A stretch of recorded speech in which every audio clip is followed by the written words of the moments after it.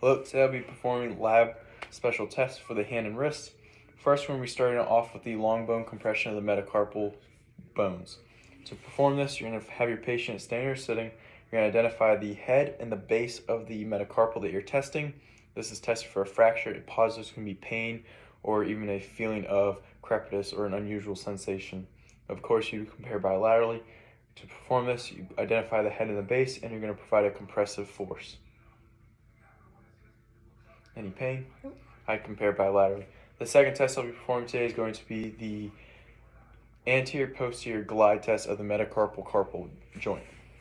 To perform this, you're going to place one hand at the distal end of the forearm, and then the other hand is going to go over the metacarpal bones, and you're going to provide a traction force separating the two, and then an anterior posterior glide, so palmar or dorsal. Traction, glide. You're looking for an increase in glide joint movement or even a report of pain. You're going to compare that bilaterally. The last test we'll be performing is the Buntle-Littler test. This is testing for intrinsic tightness or metacarpal phalangeal joint capsule tightness.